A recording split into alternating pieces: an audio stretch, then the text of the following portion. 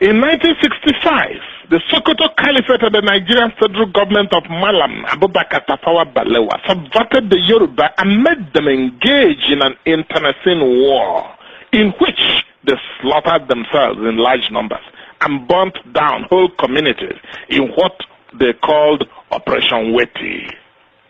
The Caliphate had also imprisoned Chief Awolowo, the leader of the Yoruba, and thrown Yoruba land into anarchy. The Igbo were horrified. Then, the Premier of Eastern Region, Dr. Emayo Bara, sent help to rescue the West from the Caliphate. Mazi Okono, an Igbo man, was broadcasting the authentic results of the Western Region election from under the table in Awolowo's house as the Hausa Fulani and their ally, S.L. Akintola, were announcing fake results, slaughtering Yoruba men and women, and destroying Yoruba land. This eventually led to the coup of January 15, 1966, whose goal was to release Awolowo from prison and install him Prime Minister of Nigeria.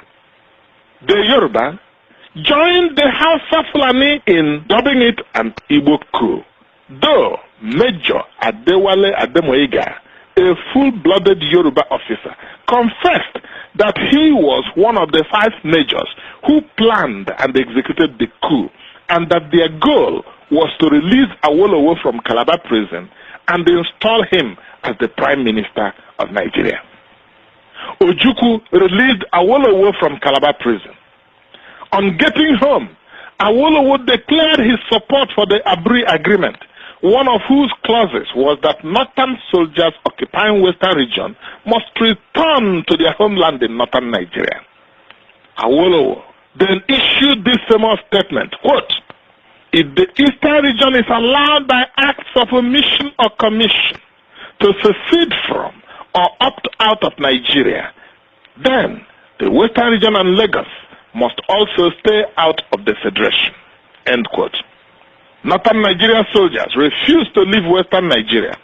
Awolowo, who was saved by the Igbo, formed alliance with the Hausa Fulani, who had been killing his people and occupying their land, and in one of the most dastardly acts in history, urged his Yoruba people to join the Hausa Fulani in slaughtering thousands of Igbo and other people of Eastern region living in Western Nigeria. In 1983, the Sokoto Caliphate and the Hausa Fulani Yoruba oligarchy organized a coup to topple the government of Shehu Shagari. Umaru Diko, Minister of Transport in Shagari's government, later revealed that the only reason they planned and executed the coup was to make sure that Alex Ekwueme, then Vice President of Nigeria, will not become the President of Nigeria after the termination of Shehu Shagari's second term as President. Buhari and the Sokoto Caliphate dumped Ekwueme in Kirikiri prison, Lagos, and sent Shehu Shagari to his home in Shagari village, Sokoto. When Ibrahim Babangida the Snake annulled the election of Abiola as President of Nigeria, Ndi Igbo were in the forefront of fighting for the restoration of Abiola's mandate. When Abiola thought that he had finally concluded his secret treaty with the Caliphate and the Hausa Fulani, he immediately told Ndi Igbo that he did not need the Igbo to be President of Nigeria. The Igbo licked their wounds and shut their mouths.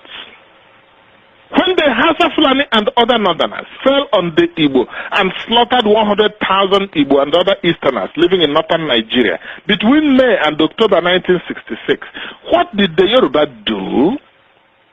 They sent Yoruba Obas to tour northern Nigeria and thanked the northern emirs for not killing the Yoruba when they were slaughtering the Igbo and their kin from the eastern region. There are literally scores of examples of bad faith, treachery, and cowardly exploitation of the Igbo and other Easterners by the Hausa Fulani and Yoruba.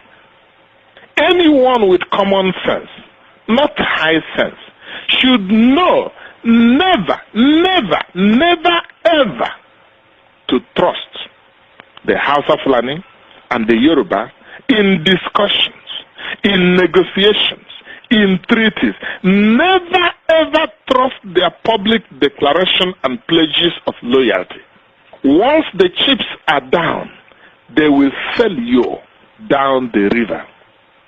The Igbo and their kin in Eastern region must realize that the only agenda of the House of Fulani Yoruba is to dominate you, exploit and use your resources for their benefit, and enslave all you people of Eastern region Biafra.